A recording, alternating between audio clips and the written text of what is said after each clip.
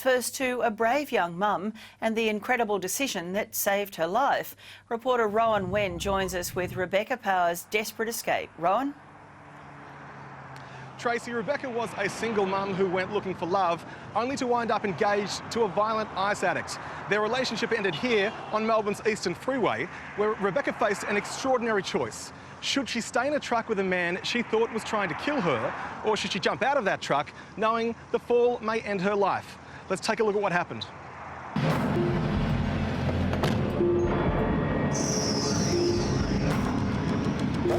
Been a lovely car I bought for my new partner. Are you high now? Am I high? Go and get a drug test, please. Another ice addict on our roads. Think whether I would live or die. I was just that terrified. Can I ask you what happened on the Eastern Freeway? What would you be willing to do to save your life? I really don't understand how anyone could want to hurt someone they love so much. Single mum Rebecca Power was forced to make an extraordinary split-second decision. It could have ended her life or saved it.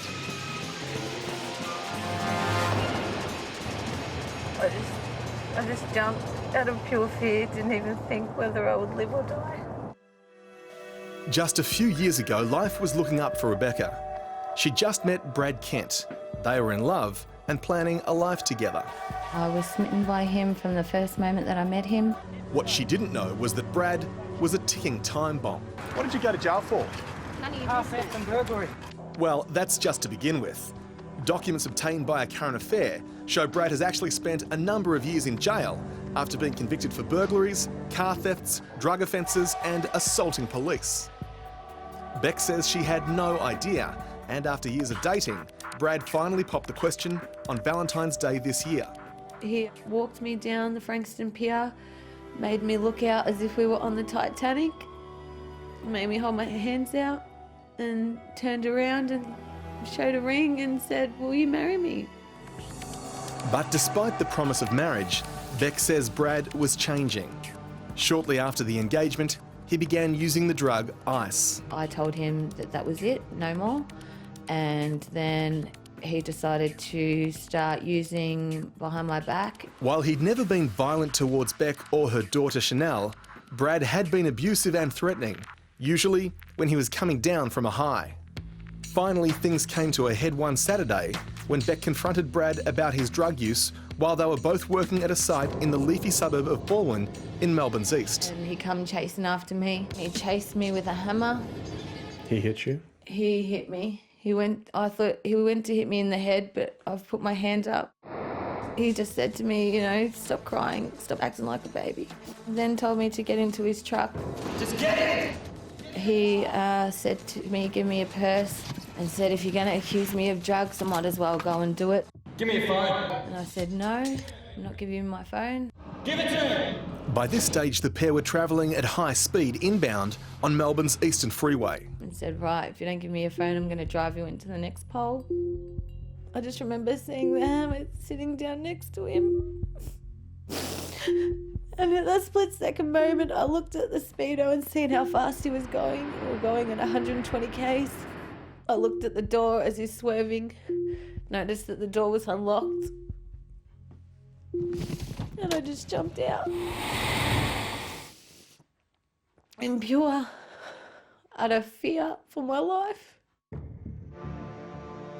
And I remember screaming to the ambulance officer, he's trying to kill me, he's trying to kill me.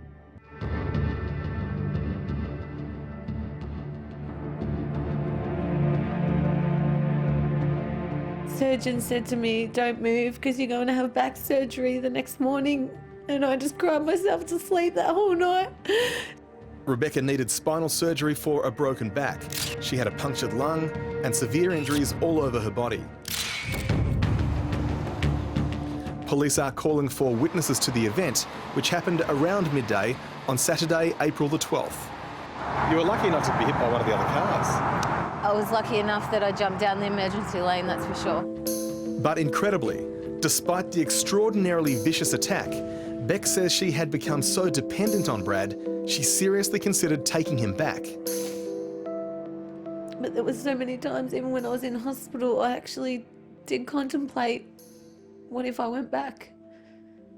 After all this, you still thought about that? Yep, Why do you think you did? because I loved him so much. Do you feel safe playing with this bloke, Yes, I do. given what he did to his ex? He didn't do anything to his ex. He attacked you with a hammer. Often women find themselves in these relationships and they're ones that have evolved. They never started off like that, but they have evolved into a very codependent relationship. Anyway, Anyway, go away. I'm busy. Psychologist Sandy Ray says abusive relationships are easy to fall into if you miss the early warning signs. If you hear of a man who has been violent... Get in! Get in! If you hear of a man who talks very poorly of his past girlfriend, if you hear of a man who wants you to only be in a certain way, dress in a certain way, behave in a certain way, they would be red flags that I would take note of. Why didn't you visit her in hospital? Why would I want her? She committed suicide. She's a scumbag. Why would I want her? You were engaged to this so-called No, I scumbag, wasn't, mate. right? When we caught up with Brad, he claimed there was no fight, that he never hit Rebecca with a hammer, and that she jumped out of the truck for no apparent reason. Can you explain why she jumped out of the car? Ice junkie. Losing the told you. Are you still on the ice? I don't use ice. Rebecca is cooperating fully with police, but says she wanted to tell her story as a warning to other women who might be living with an abusive partner. I think that they think that we're their property. We should do as we're told, and if we're not doing as they like, then they lose control and they become aggressive and abusive because they don't know how to handle the situation other than to turn to violence. The very first step is tell someone that you're being in an abusive relationship. There is a lot of support for women like us out there. We don't need to sit here and cop this abuse. And if you are experiencing domestic violence, you should contact the national hotline 1800 737 732.